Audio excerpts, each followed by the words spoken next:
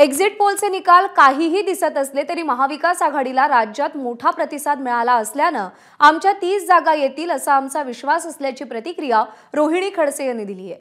भाजप आणि मोदींकडून 400 पारचा नारा दिला जात असला तरी त्याला महाराष्ट्र ब्रेक लावेल असा आम्हाला अंदाज होता, असंही रोहिणी खडसे म्हणाल्या। या संदर्भात त्यांच्याशी बातचीत केली आहे चंद्रशेखर नेवे यांनी।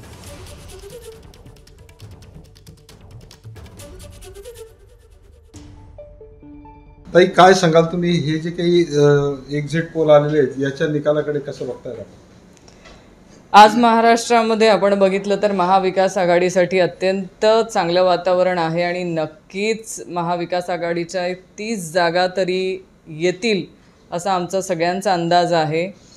आणि संपूर्ण भारतात बघितलं तर इंडिया आघाडीसाठी चांगलं वातावरण आहे आणि नक्कीच चांगला रिझल्ट आपल्याला परवा बघायला मिळेल। अपेक्षित होतं ज्या काही पोल आलेले आहेत ते?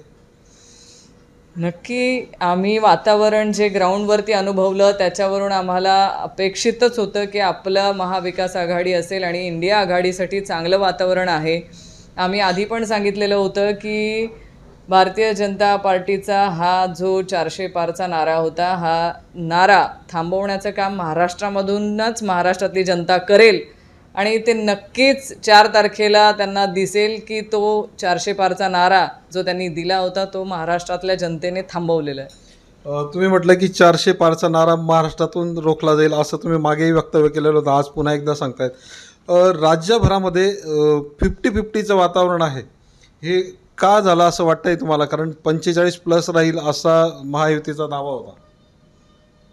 गेल्या 10 वर्षांमध्ये बेरोजगारी मोठ्या प्रमाणात वाढली, महागाई मोठ्या प्रमाणामध्ये वाढलेली आहे आणि जे महाराष्ट्रातलं राजकारण भारतीय जनता पार्टीच्या माध्यमातून तोडाफोडीचं राजकारण जे झालेलं आहे ते लोकांच्या मनाला रुचलेलं नाही आहे। अनेक समस्या आज महाराष्ट्रातल्या जनतेला आहेत। आज कुणीही ह्या राज्यामध्ये सुखी दिसत नाही आणि त्याचीच प्रचिती ह्या निवडणुकीच्या माध्यमातून लोकांनी रोष व्यक्त करून महाविकास आघाडीच्या पाठीशी उभं राहण्याचं काम केलेलं आहे। आणि मला वाटतं अजूनही शेतकरी बांधवांना जो त्रास महायुतीच्या भारतीय जनता पार्टीच्या माध्यमातून होतोय ते सरकारवरती हा रोष आहे आणि तोच रोष मतदानातून दिसतोय।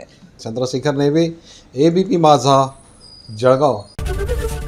एबीपी माझा, उघडा डोळे बघा नीट।